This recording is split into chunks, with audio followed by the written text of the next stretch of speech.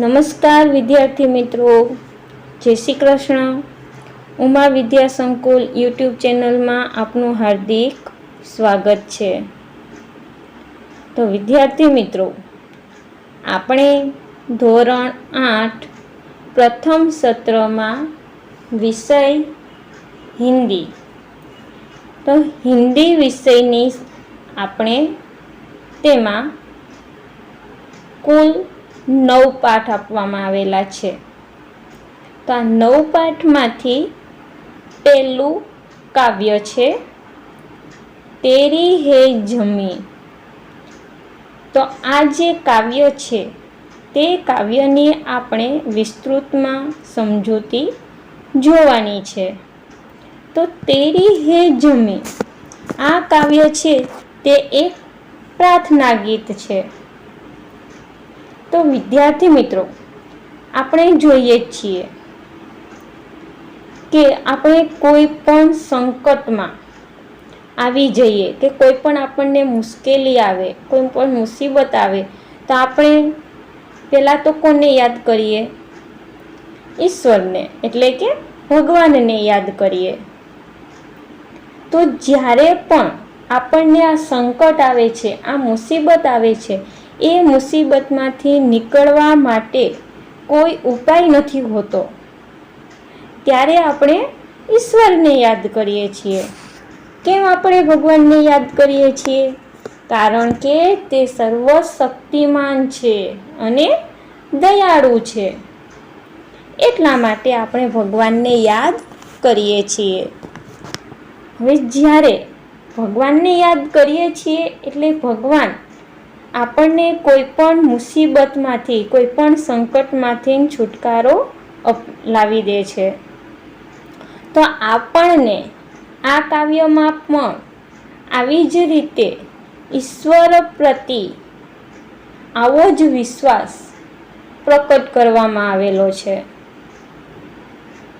તો આપણે આ કાવ્યની હવે સૌ પ્રથમ તો આ કાવ્યને આપણે લયબદ્ધ, તાલબદ્ધ પહેલાં તો કાવ્યને સાંભળશું અને ત્યારબાદ આપણે કાવ્યની વિસ્તૃતમાં સમજૂતી જોઈશું. તો ચલો વિદ્યાર્થી મિત્રો, આપણે સૌ પ્રથમ કાવ્યને સાંભળીએ.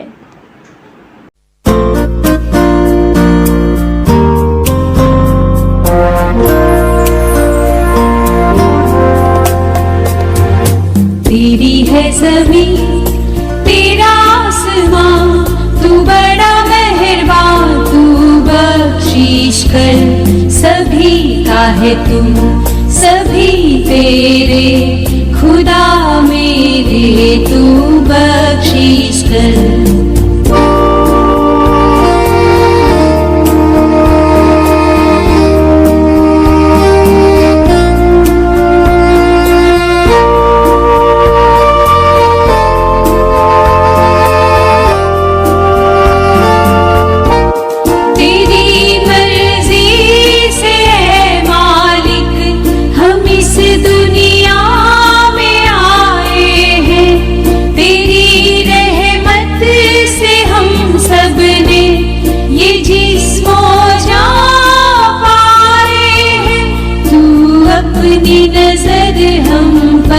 रखना किस हाल में है ये खबर रखना.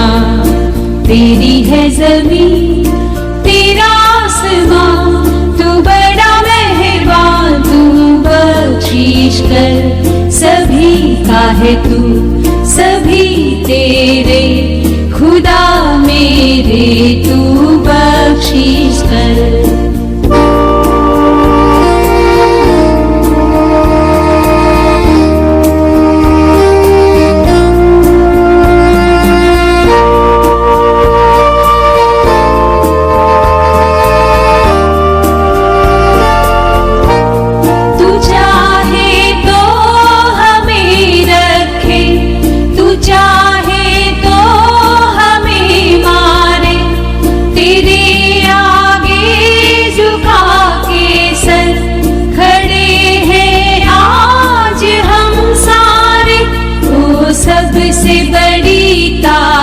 रखवाले, तू चाहे तो हर आफत टाले। तेरी है जमीन तेरा आसमां, तू बड़ा मेहरबान, तू बख्शिश कर। सभी का है तू सभी तेरे, खुदा मेरे तू बख्शिश कर। तेरी है जमीन।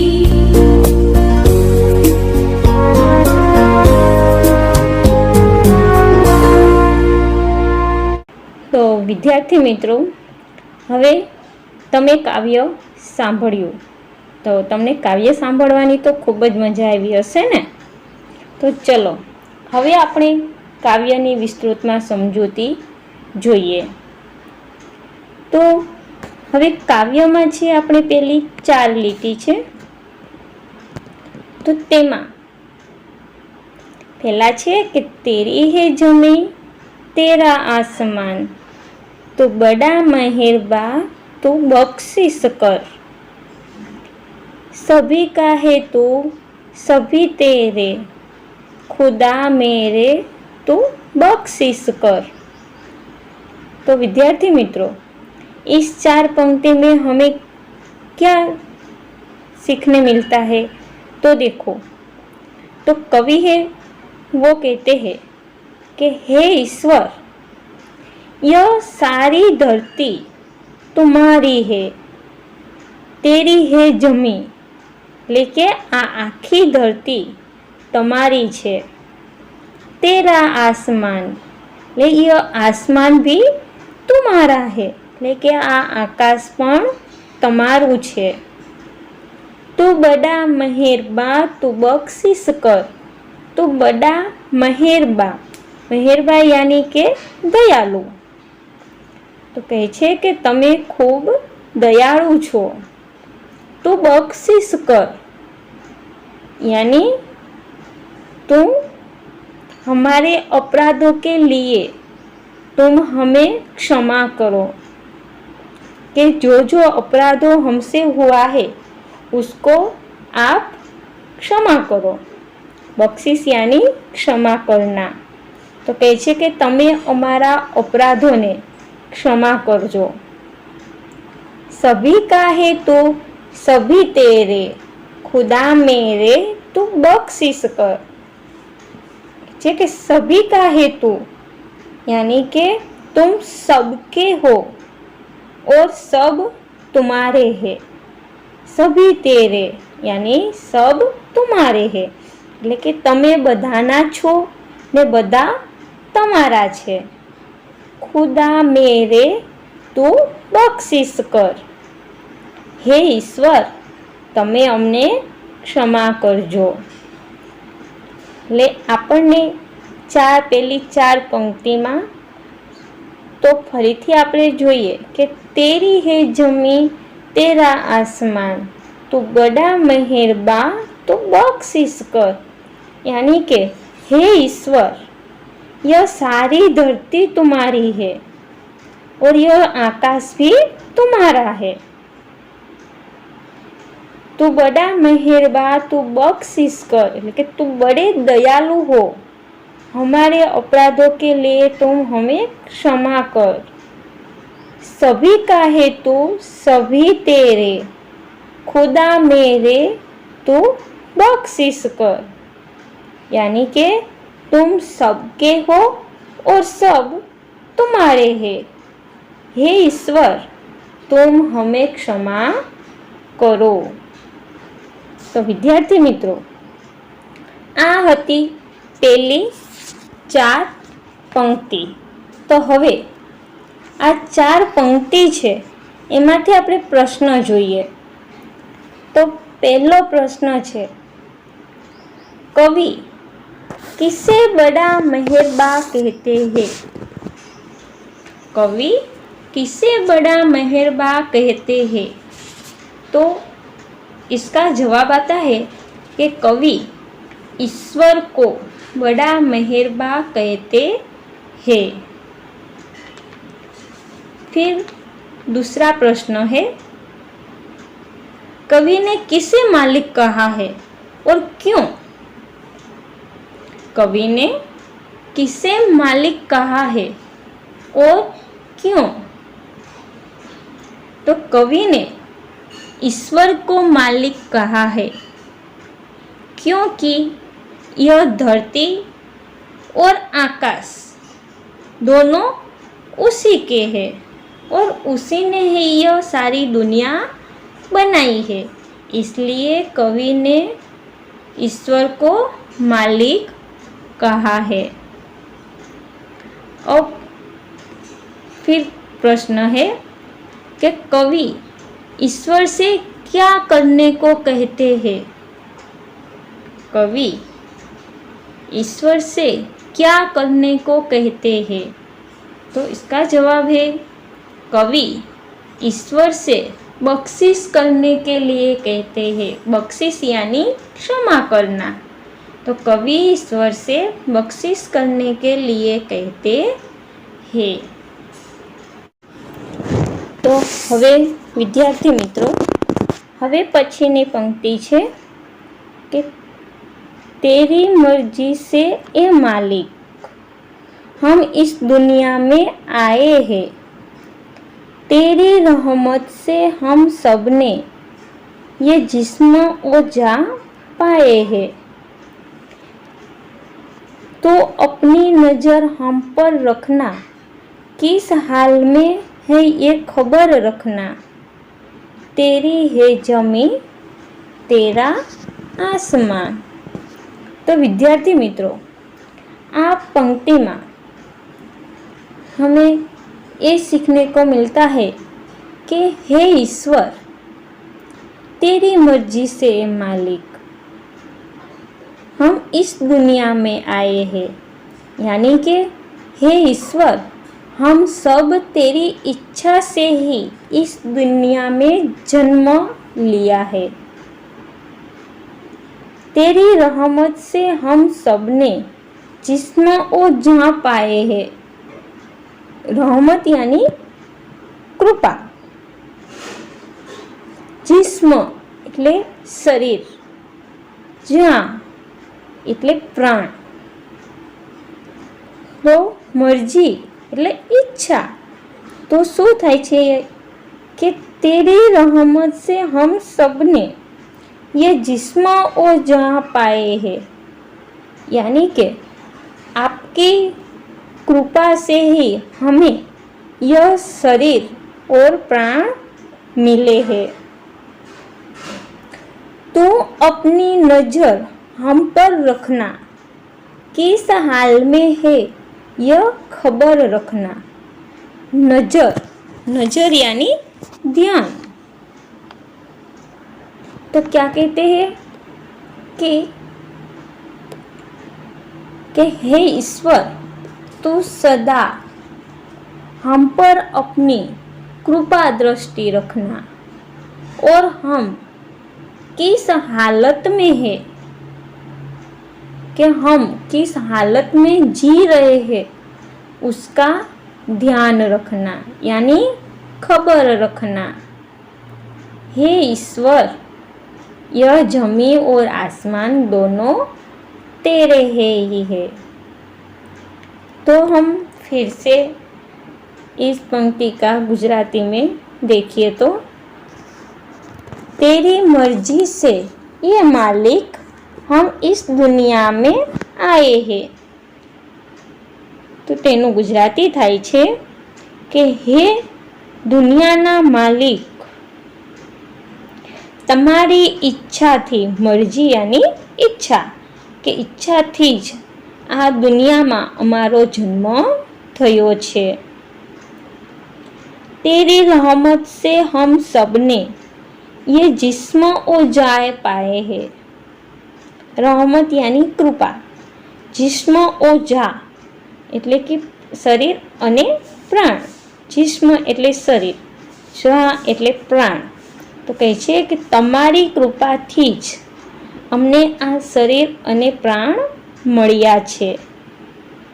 तो अपनी नज़र हम पर रखना, किस हाल में है यह खबर रखना।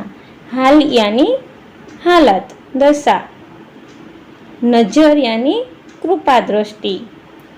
तो कहे छे के हे ईश्वर, तमे अमारा पर तमारी कृपा दृष्टि राखजो। अमे कई स्थिति में छीए, कई हालत में छीए, तेनी हमेशा खबर राखजो। हे ईश्वर, आ जमीन अने आसमान बंने तमारा छे। तो विद्यार्थी मित्रों, आपणे आ बीजी 6 पंक्ति विशेनी समझ जोई। तो हवे आपणे तेमांथी प्रश्न जोईए कि हम किसकी मर्जी से इस दुनिया में आए हैं। तो हम किसकी मर्जी से इस दुनिया में आए हैं? तो हम मालिक की मर्जी से इस दुनिया में आए हैं। हम मालिक की यानी कि ईश्वर की मर्जी से इस दुनिया में आए हैं। अब दूसरा प्रश्न है, कवि ईश्वर को हम पर क्या रखने के लिए विनती करते हैं? कवि ईश्वर को हम पर क्या रखने के लिए विनती करते हैं? तो उसका जवाब है, कवि ईश्वर को हम पर नजर रखने के लिए विनती करते हैं। कवि ईश्वर को हम पर नजर रखने के लिए विनती करते हैं। अब बाद में प्रश्न है कि ईश्वर से हमें क्या क्या मिला है? ईश्वर से हमें क्या क्या मिला है? तो उसका जवाब है, ईश्वर से हमें यह शरीर और प्राण मिले हैं। ईश्वर से हमें शरीर और प्राण मिले हैं। तू चाहे तो हमें रखे, तू चाहे तो हमें मारे, तेरे आगे झुका के सर खड़े हैं आज हम सारे। ओ सबसे बड़ी ताकत वाले, तू चाहे तो हर आफत टाले, तेरी है जमी। तो हवे આપણે જોઈએ કે तू चाहे तो हमें रखे, तू चाहे तो हमें मारे। तो इसका होता है कि हे ईश्वर, कि तुम चाहो तो, इच्छो तो हमें जीवित रख सकते हो और आप चाहो तो हमें मार सकते हो। तेरे आगे झुका के सर खड़े हैं आज हम सारे। सर यानी कि सिर, झुका यानी कि झुका कर, खड़े हैं। कहते हैं कि आज हम सब तुम्हारे आगे सिर झुकाकर खड़े हैं। ओ सबसे बड़ी ताकत वाले, तू चाहे तो हर आफत टाले। बड़ी ताकत वाले यानी कि सर्वशक्तिमान। तो कहते हैं कि हे सर्वशक्तिमान ईश्वर, तुम चाहो तो हम पर आई हर आफत को आप दूर कर सकते हो। आफत यानी कि संकट, टालना यानी कि दूर करना। तो कहते हैं कि तुम चाहो तो हम पर आई जो मुसीबत है, आफत है, उसको आप दूर कर सकते हो। तो विद्यार्थी मित्रों, हम इस 4 पंक्ति जो है उसका, जो ये 4 लिटी है उसका हम गुजराती में अनुवाद करिए कि तू चाहे तो हमें रखे, तू चाहे तो हमें मारे। यानी कि हे ईश्वर, चाहे यानी कि ઈચ્છો તો, કે હે ઈશ્વર તમે ઈચ્છો તો અમને જીવતા રાખો। और तू चाहे तो हमें मारे यानी कि તમે ચાહો તો, ઈચ્છો તો અમને મારી નાખો। तेरे आगे झुका के सर खड़े हैं आज हम सारे। कहते हैं આજે અમે સૌ હમ સારે એટલે કે અમે સૌ તમારી આગળ માથું ઝુકાવીને કે નમાવીને ઊભા છીએ। સર झुका के सर यानी कि माथू नमावीने। तो कहते हैं कि तेरे आगे झुका के सर खड़े हैं आज हम सारे। तो कहे छे कि आजे अमे सौ तमारी आगळ माथू झुकावीने ऊभा छीए। ओ सबसे बड़ी ताकत वाले तू चाहे तो हर आफत टाले। बड़ी ताकत वाले એટલે કે સર્વશક્તિમાન। आफत यानी मुसीबत, टाले એટલે કે दूर करे। तो कहते हैं कि ओ सबसे बड़ी ताकत वाले तू चाहे तो हर आफत टाले। तो कहे छे कि हे सर्वशक्तिमान ईश्वर, हे भगवान, તમે ઈચ્છો તો અમારી ઉપર આવેલી દરેક આફત, દરેક મુસીબતને દૂર કરી શકો છો। તેરી હે જમીન તેરા આસમાન। કહે છે કે હે ઈશ્વર, આ આખી ધરતી તમારી છે, આખું આસમાન પણ તમારું છે। તો વિદ્યાર્થી મિત્રો, આપણે આ પંક્તિ જોઈ, તો હવે આપણે એના પરથી થોડાક પ્રશ્નો જોઈએ। तो पहलो प्रश्न है, कवि ईश्वर के सामने कैसे खड़े हैं? कवि ईश्वर के सामने कैसे खड़े हैं? तो कवि ईश्वर के सामने अपना सिर झुकाकर खड़े हैं। कवि ईश्वर के सामने अपना सिर झुकाकर खड़े हैं। अब दूसरा प्रश्न है, कवि ईश्वर को कैसा मानते हैं? कवि ईश्वर को कैसा मानते हैं? तो कवि ईश्वर को बड़ी ताकत वाले मानते हैं।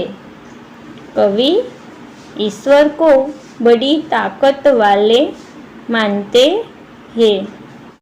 अब फिर देखिए प्रश्न, ईश्वर चाहे तो क्या टाल सकता है?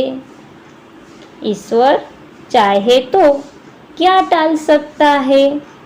तो ईश्वर चाहे तो आफत टाल सकता है। ईश्वर चाहे तो आफत यानी संकट टाल सकता है। तो ईश्वर हर आफत को क्यों टाल सकता है? ईश्वर हर आफत को क्यों टाल सकता है? तो इसका जवाब है, ईश्वर हर आफत को टाल सकता है क्योंकि वह सर्वशक्तिमान है। ईश्वर हर आफत को क्यों टाल सकता है? तो क्योंकि वह सर्वशक्तिमान है। तो विद्यार्थी मित्रों, हमने यहाँ यह काव्य पूर्ण किया, पूरा काव्य समझ लिया। तो देखो इस काव्य में कवि क्या कहते हैं ईश्वर को? कवि ईश्वर को क्या कहते हैं? तो हम देखेंगे कि कवि ईश्वर को क्या कहते हैं, कि कहते हैं कि हे ईश्वर, हम पर आपकी कृपा बनाए रखना। ये धरती आसमान वो सब तुम्हारे हैं। और कहते हैं कि हम तेरी मर्जी से यानी कि तेरी इच्छा से ही इस दुनिया में आए हैं। आपकी कृपा से ही हमें यह शरीर और प्राण मिला है। कहते हैं कि आपकी कृपा दृष्टि हम पर बनाए रखना, और कहते हैं कि हमारी खबर रखना। कहते हैं कि हम इस धरती पर आए हैं, तो आप चाहो तो हमें जीवित रखो, कि जब तक आप चाहेंगे तब तक ही हम इस दुनिया में रहेंगे। और हमें जीवन और मृत्यु दोनों आप ही दे सकते हैं। इसलिए तो कहते हैं कि आज हम सब तेरे आगे सिर झुकाकर खड़े हैं। कहते हैं कि हे सर्वशक्तिमान, हे ईश्वर, हम पर जो आफत आई है वो आफत को आप दूर कर सकते हैं। तो हमें इस काव्य में ऐसा समझने मिला है। तो विद्यार्थी मित्रों, हम यहाँ ये वीडियो पूर्ण करेंगे। अस्तु, धन्यवाद।